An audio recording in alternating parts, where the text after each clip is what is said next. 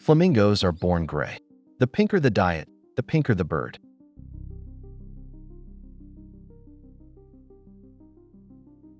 Every flamingo hatches a dull, fluffy gray. The hot pink color you know from the zoo is not something they grow into. It is something they eat.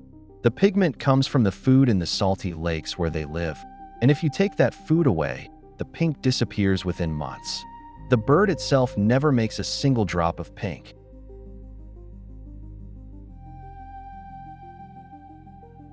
The pink color in a flamingo feather is one specific class of molecule, carotenoids.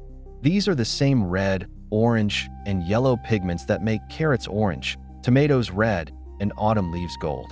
They are produced by plants, algae, and certain bacteria, but no animal makes them on its own.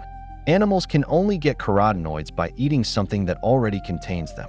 In a flamingo, the dominant carotenoid is called canthaxanthin, and it shows up as deep rose pink when it accumulates in tissue.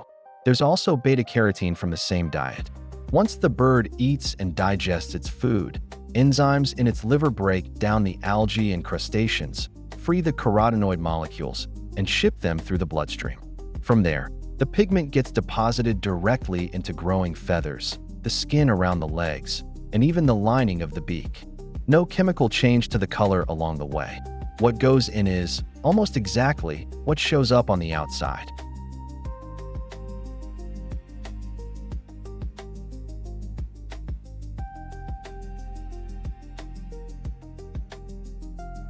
So where does the pigment actually come from in the wild? Flamingos live and feed in some of the saltiest, most extreme lakes on Earth. Places like Lake Bogoria in Kenya, Lake Natron in Tanzania, and the salt flats of the Andes. The water in these lakes looks bright red or orange from a distance, and that is not a coincidence. It is full of cyanobacteria called Spirulina, which photosynthesize and produce huge amounts of carotenoids. Tiny crustaceans called brine shrimp, along with various blue-green algae and aquatic insects, eat the spirulina and concentrate the pigment in their own bodies. The flamingo then walks into the lake, dips its head upside down, and filter feeds the entire soup, water, algae, brine shrimp, bacteria, through fine comb-like plates in its beak, called lamellae. The carotenoids in the shrimp and algae get absorbed, the water and indigestible parts get pumped back out. A single flamingo can filter dozens of liters of this lake water a day. Across years of feeding, the carotenoids build up in the feathers and skin, and the bird turns pink.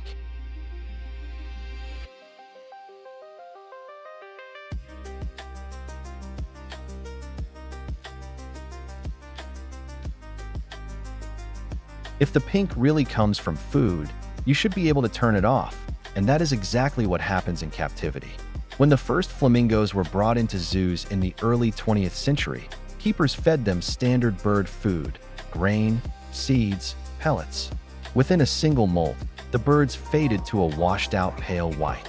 Their feathers were still healthy, just colorless.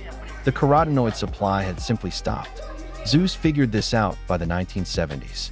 Today, every captive flamingo diet is supplemented with synthetic canthaxanthin or with natural spirulina powder mixed into the feed. Give them enough carotenoid, they stay vivid pink. Cut it for a few months, the new feathers come in pale.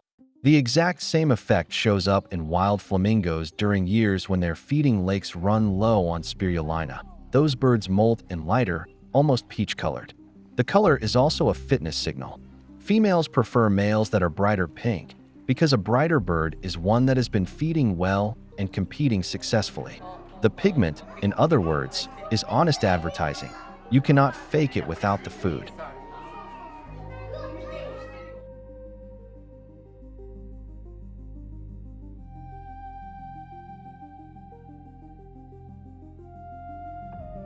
That's why flamingos are pink, brine shrimp, spirulina, and a pigment passed straight from food to feather. Subscribe to Curious Science for more answers like this. Mechanism first, evidence second. Tomorrow, the hyoid bone is why you can speak, and Neanderthals had one too.